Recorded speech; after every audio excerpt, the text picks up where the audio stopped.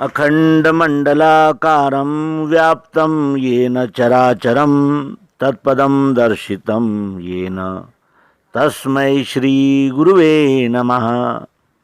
अज्ञानान्धस्य लोकस्य ज्ञानाञ्जनशलाकया चक्षुरुन्मीलितं येन तस्मै श्री गुरुवे नमः। अध्यात्म विश्व विज्ञान यूट्यूब चैनल के सभी प्रेमी पाठक, आचार्य, गुरुजन, हमारे मार्गदर्शक, हमारे मित्र, व्यूवर्स, शेयरकर्ता और सब्सक्राइबर्स सभी भाई बहनों का हार्दिक स्वागत समादर करते हैं।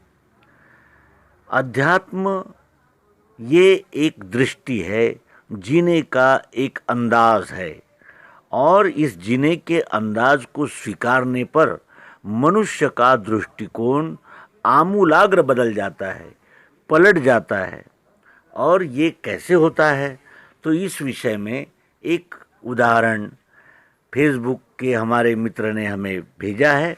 आइए जानते हैं दृष्टिकोण कैसे बदलता है और दृष्टिकोण से फिर क्या क्या बदलाव हमारे सोच में होते हैं। ट्रेन में दो बच्चे यहाँ वहाँ दौड़ रहे थे। कभी आपस में झगड़ जाते तो कभी किसी के सीट के ऊपर कूदते। पास ही बैठा पिता किन्हीं विचारों में खोया था।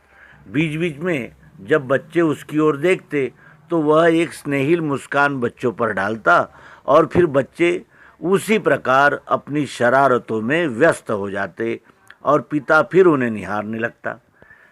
ट्रेन के सहयात्री बच्चों की चंचलता से परेशान हो गए थे और पिता के रवैये से नाराज।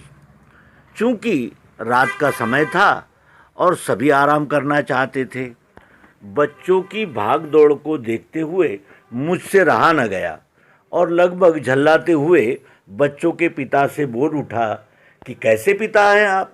बच्चे इतनी शैतानियाँ कर रहे हैं और आप उन्हें रोकते टोकते नहीं, बल्कि मुस्कुराकर प्रोत्साहन दे रहे हैं। क्या आपका दायित्व नहीं कि आप इन्हें समझाएं? मेरी शिकायत से अन्य यात्रियों ने राहत की सांस ली कि अब यह व्यक्ति लज्जित होगा और बच्चों को रोकेगा। परंतु उस पिता ने कुछ क्षण रुककर कहा कि कैसे समझाऊं, बस यही सोच रहा हूं भाई साहब। मैं कुछ समझा नहीं। व्यक्ति बोला, मेरी पत्नी अपने मायके गई है, वहाँ एक दुर्घटना के चलते कल उसकी मौत हो गई।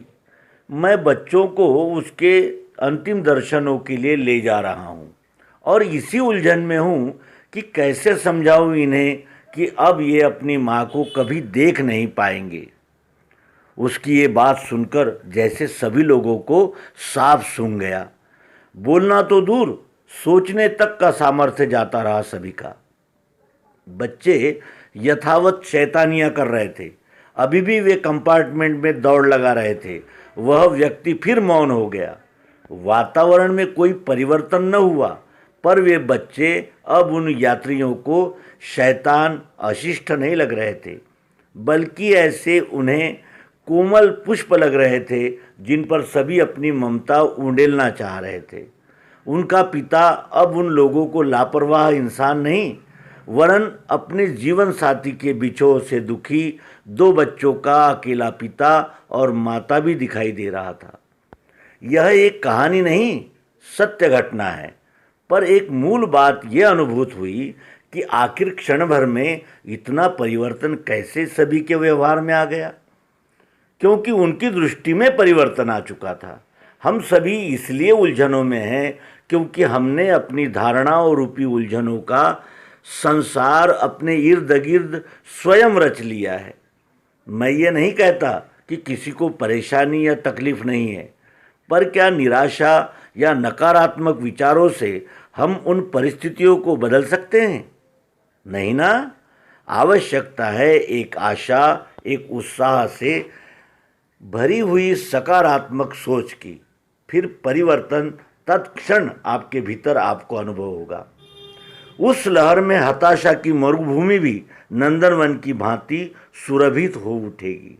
दोस्तों, बदल जाए दृष्टिकोण तो इंसान बदल सकता है। दृष्टिकोण के परिवर्तन से सारा जहां बदल सकता है। ये पोस्ट हमें श्री महेंद्र राणा इनसे प्राप्त हुई, जो फेसबुक पर उपस्थित हमारे प्रिय मित्र हैं, और इसमें हमें दृष्टिकोण के बदलाव से हमारे आचरण में कैसे बदलाव होते हैं, इस विषय में प्रात्यक्षिक वास्तविक अनुभूति इस पोस्ट से प्राप्त होती है। तो हम भी अपने दृष्टिकोण को बदलेंगे, और अध्यात्म विज्ञान यही कार्य करता है कि मनुष्य की दृष्टि को बदल देता है।